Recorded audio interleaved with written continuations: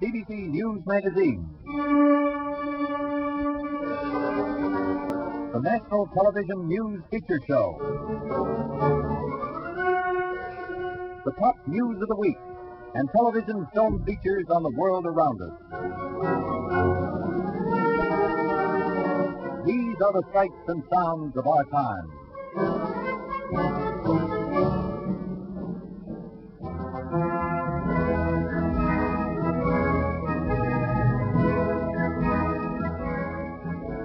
The skyline of Toronto this week looked much the same as it has for many weeks past. And perhaps the people who live and work in its thousands of buildings look much the same too, on the surface. But the city was much different, and so were the people. Not on the surface, underground. Toronto got itself a subway, and this is the story of how it happened. In the beginning, much further back than officials care to remember now, about 12 years ago, there were nothing but plans and ideas. Eventually, almost much to the surprise of skeptical Torontonians, the plans gave way to models. Toronto was going to get a subway, really.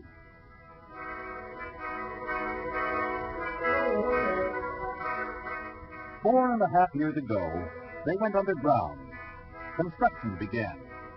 Workers burrowed and machines chewed away at the earth. The workers went underground, and Toronto forgot about it. The subway, what's that? But meanwhile, 15 million man-hours were being added up. 10,000 tons of structural steel were being welded together. And 1.5 million bags of cement were being given form. Toronto was getting a subway. Really. Above ground, Toronto was reminded of it. Its main street, Yonge Street, was ripped up and transformed into a giant boardwalk.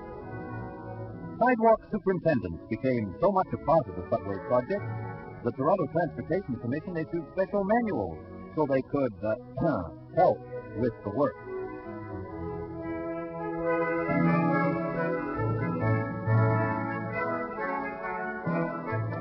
Some took it all quietly. They were just awed by the immenseness of it all. Some felt they had a duty to perform. This was going to be their subway, and they were going to build it. From the sidelines, anyway.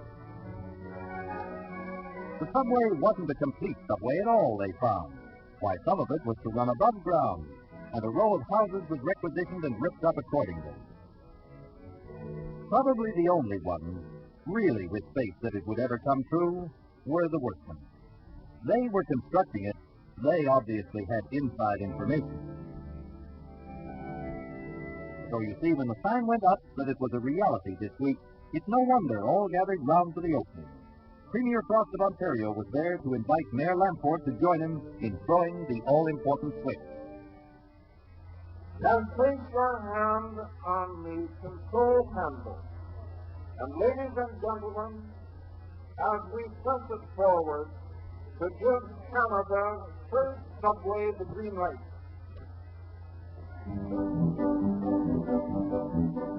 And so, $59 million later, a few more than had been bargained on 12 years earlier, Toronto got a subway. Not the largest in the world, 4.6 miles to be exact, and as Torontonians pointed out to anyone who was interesting, to anyone at all in fact, it was Canada's first. With it came a new bird, the sturdy-hearted, long-standing strap hanger.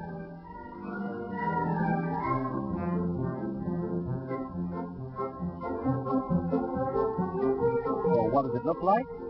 What is the ride on it like? Well, say you're taking a short trip from Wellesley to Brewer. You buy your token, 3 for a quarter, from a machine that looks as if it might dispense gum under different conditions. The stations are walled with glass tile in 3 restful colors. Pearl gray, English eggshell, that's green, and a color the TTC calls primrose, that's yellow. And naturally, there are friendly ads to help you pass the time if you're waiting for a train. but you may not have time to read them because the trains come so fast, about 2.5 minutes apart.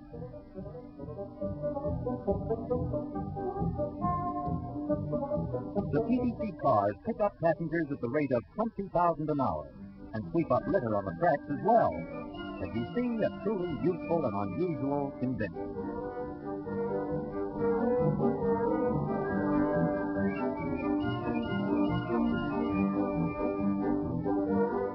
If you want to get lost, or not get lost, handy guides show you the way. No smoking inside, but the trips are so short the chances are you don't want to smoke. Opening day, they made the whole distance in 12 minutes. And the shiny trains can move at the rate of 50 miles an hour.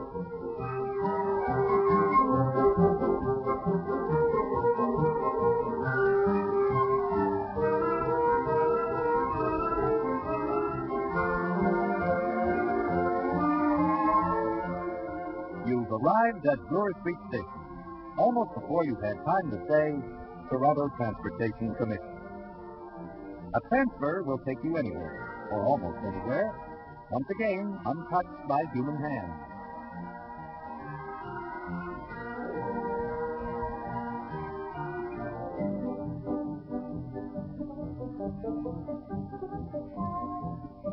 And so you're above ground again, your trip through the bowels of Toronto over. And you can take a streetcar. Yes, they're still running. The subway only runs 4.6 miles up Yonge Street. So you see, the skyline of Toronto has changed, and so have the people. Toronto got itself a subway. Really?